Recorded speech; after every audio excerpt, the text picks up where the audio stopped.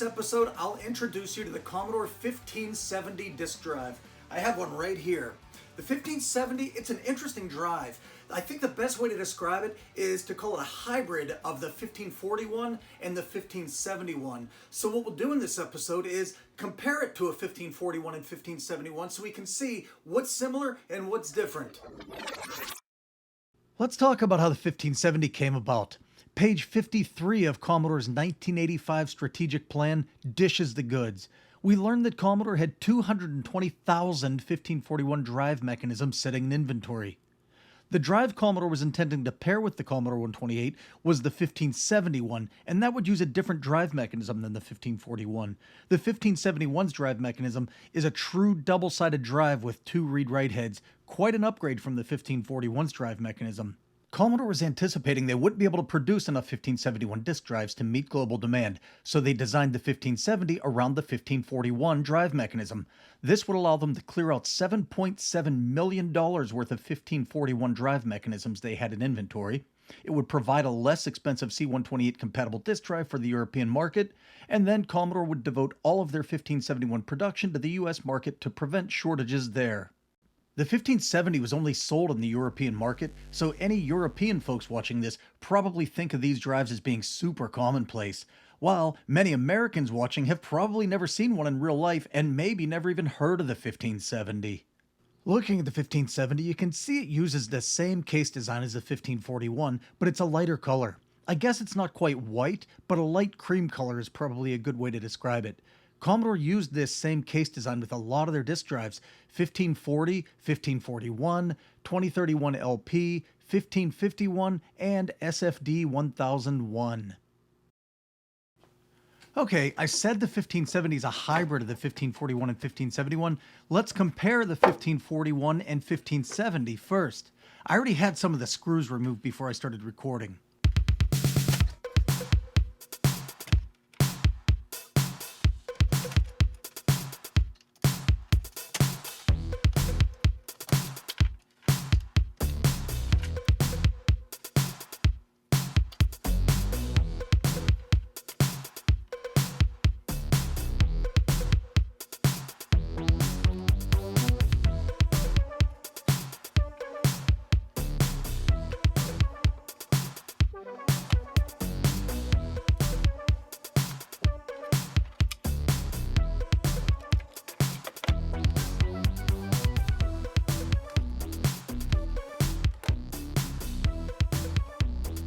Great, the guts are fully visible, so I'll start in the back with the power supply.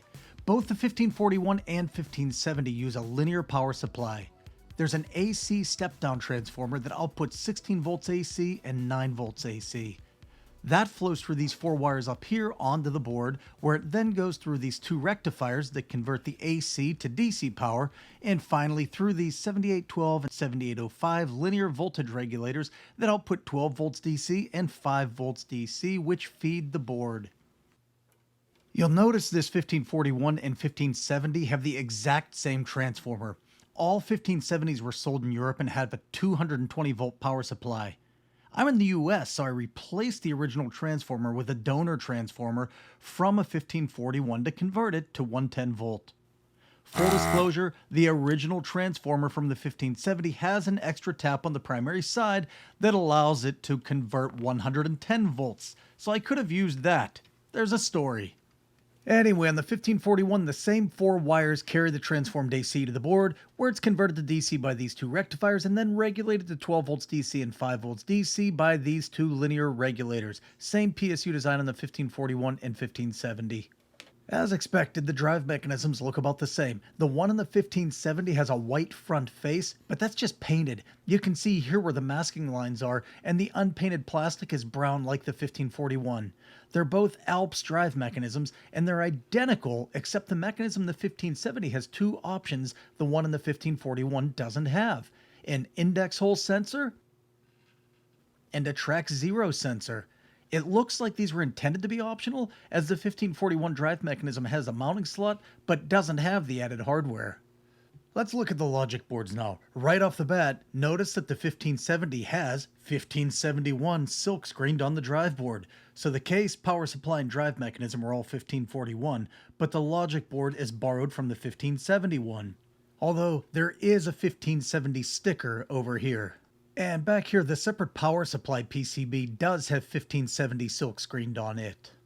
The overall architecture of the 1571 logic board is a 1541 with more stuff added. Let me explain. Both are driven by a 6502 CPU. Both have two 6522 VIA chips. Both have 2K RAM. Both have a gate array chip. Both have their DOS stored in ROM, though the 1541 has two 8K ROMs for a total of 16K, while the 1571 has a single 32K ROM. Okay, so what extra stuff does the 1571 board have that the 1541 doesn't? It has a 6526 CIA chip. This allows the 1570 and 1571 to support what's called burst mode when used with the Commodore 128 computer. It's Commodore's faster serial protocol that should have been in the Commodore 64, but through a series of misadventures was not. The 1570 and 1571 also have a WD-1770 chip. This is an off-the-shelf floppy controller made by Western Digital that allows the 1570 and 1571 to read MFM formatted discs, which the C128 could use when it was running CP/M. Now I'll compare the 1570 with the 1571. Obviously, they do not share the same case design. The 1571 is more sleek and modern looking compared to the dated 1570 case design. Of course, that's a subjective statement. Maybe some of you folks think the 1570 case design looks better. You tell me. Let's have a look under the hood.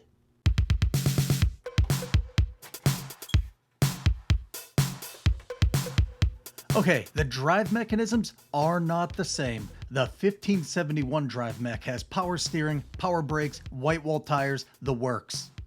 The 1570 is the older 1541 drive mech.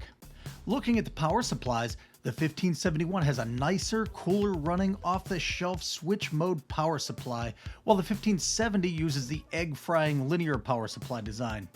Now, I'm not sure if all 1571s have a switch mode power supply. I think maybe the 220 volt ones in Europe might not, but I'm not positive on that. So if you know, let me know in the comments.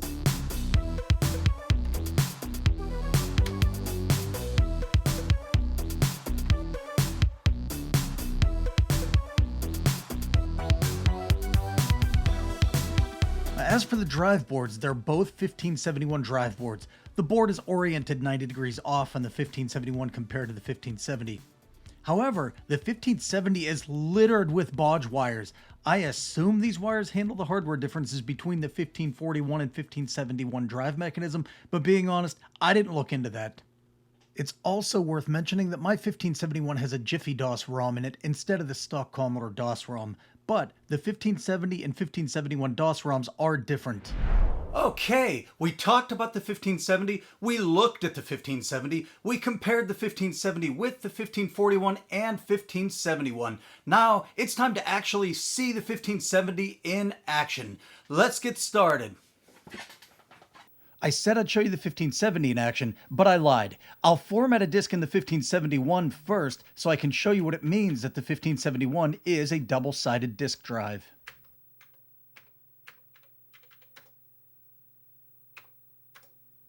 I'd normally edit this out or speed it up to limit the suffering I inflict on the people who willingly sit through my videos, but there's something I want to point out as the 1571 is formatting this disk.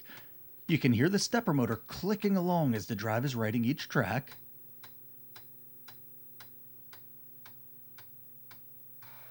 There, that's what I wanted you to hear. That was the head repositioning so it can format the other side of the disk. Gone are the days of the 1541 where you had to pull the disk out, flip it over, and reinsert it to format the other side. Wonderful.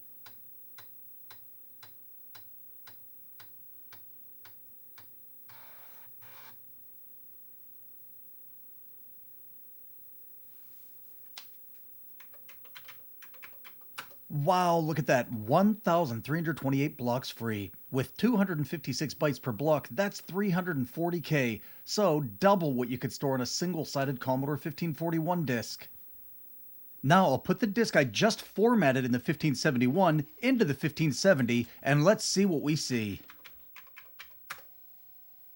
How utterly disappointing. Instead of 1,328 free blocks, we have half that, 664. This is expected though. The 1570 has a single-sided drive mechanism just like the 1541. So it's inconvenient, but we should just have to flip the disk over and we'll see another 664 blocks free, right?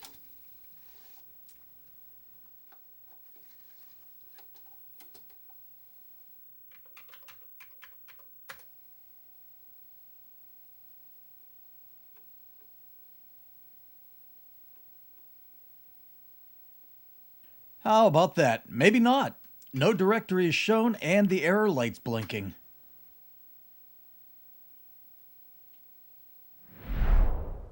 When you format a disk in a 1571, the spindle motor is spinning the disk in a clockwise rotation, and side 0 is formatted using the write head on the bottom side of the disk. Once that side's formatted, the stepper motor repositions the heads, and side 1 is formatted using the write head on the top side of the disk. The rotation of the spindle doesn't change. The disk is still spinning in a clockwise rotation. So when you insert this disk upside down into a 1570, the spindle will rotate clockwise, which means the data will be zinging past the read head in reverse order. That doesn't work. But even if that did work, there would be another problem. The double-sided 1571 disk format is one contiguous 70-track file system. Tracks 1 through 35 on side 0 with a directory and BAM on track 18, then tracks 36 through 70 on side 1 with a directory and BAM on track 53. Whereas when you use both sides of a disk on a 1541 by flipping it over, you're using two separate 35 tracks file systems. And as you would expect, since the 1570 uses a 1541 drive mechanism, reading the directory on a Commodore 64 with a 1541 disk drive behaves the same as the C128 and 1570. There's one more 1570 quirk I want to show you. I formatted a disk using a C128 and 1571, double-sided. Then I wrote 4 files out to the disk, P1, P2, P3, and P4. If you add up the block sizes of P1, P2, and P3, 259, 259, and 145, that's 663 blocks. Recall you can store 664 blocks on each side of the disk, so the data for P4 looks like it will span both sides of the disk. I'll plug in an Epic's fastload cartridge and go to C64 mode here for a moment because it has an easy disk editor built right in, and that'll allow us to look at how the data is stored on the disk to confirm this. We're looking at track hex 12, which is decimal 18, sector 1. This is where the directory entries are stored. You can see our P1 through P4 directory entries up the screen. The P4 directory entry tells us that P4's data is stored beginning at track hex 23, which is decimal 35, sector 2. Let's look at track 23, sector 2. Okay, this is the first block of P4 file data. The first 2 bytes are a pointer to the track and sector of the next block of P4 file data. Track 24 hex, which is 36 decimal, sector 6. There are only 35 tracks on each side of the disk, and the single-sided 1570 can only read side 0 of the disk, so there isn't a track 36. Epic's fastload was written for the 1541, so if you try to view track hex 24, it just laughs at you. With that explanation out of the way, I'll remove Epic's fastload, and let's see what happens when we attempt to load P4.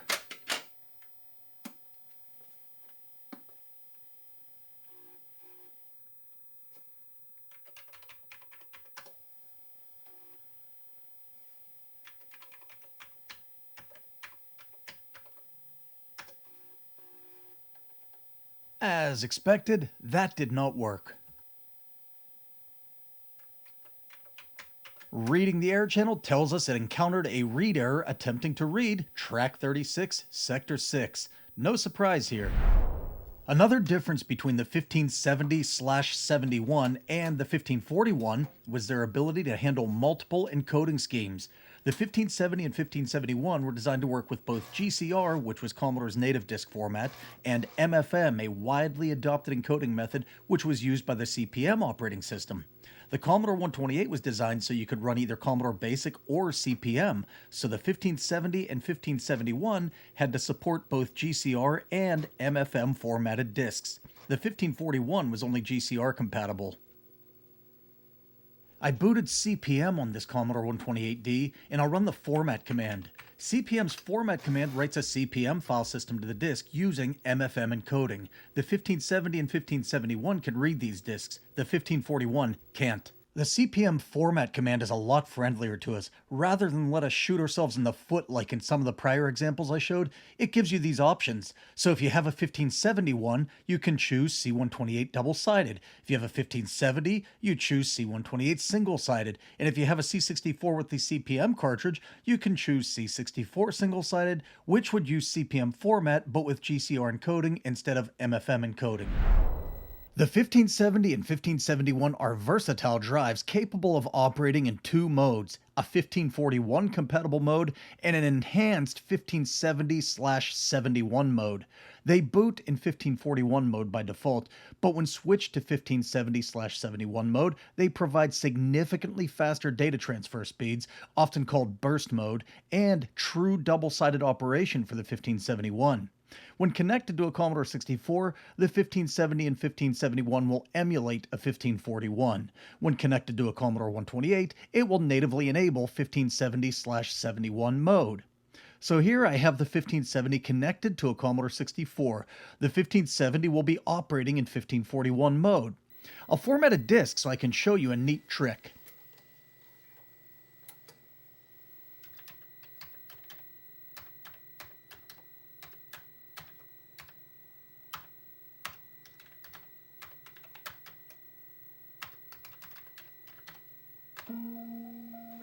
Operating in 1541 mode, the 1570 is running the normal 1541 DOS ROM format code, and it takes the same amount of time you'd expect a 1541 to take, almost a minute and a half to format a disk.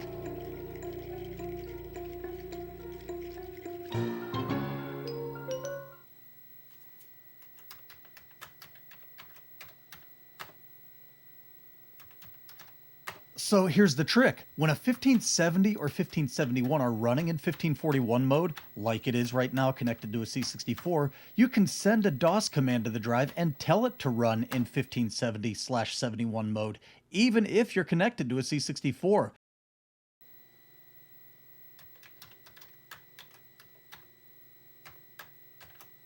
Now I'll send a new command to tell the DOS to format this disk, and you'll notice something cool. The 1570 and 1571 run different DOS format code that's much faster than the 1541 DOS format code. So when you're connected to a C64 and you force the drive to run in 1570/71 mode, you get the faster format, just over 20 seconds instead of a minute and a half. Magic!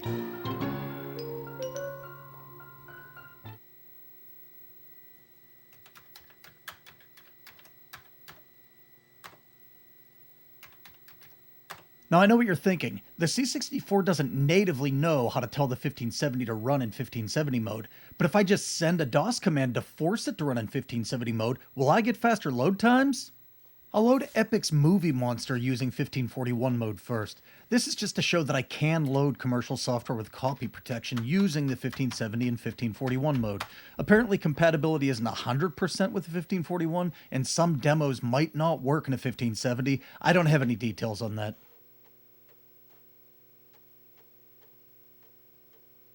Okay, it loaded, and it would have taken the same amount of time loading on a 1541 because it's running in 1541 compatibility mode.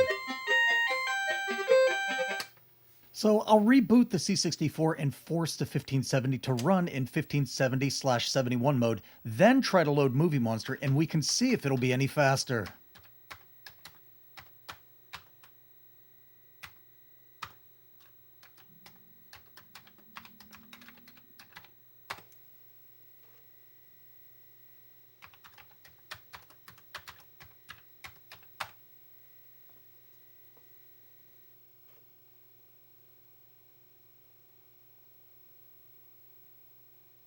It is not faster, it just doesn't work. Burst mode requires pin connectivity at the hardware level the C64 simply doesn't have. The format command works because it doesn't use burst mode. The drive ROM just runs a faster format routine. Any function of the 1570 or 1571 disk drive that would make it run in 2 megahertz mode or require the 6526 CIA SP pin to be connected won't work on a C64.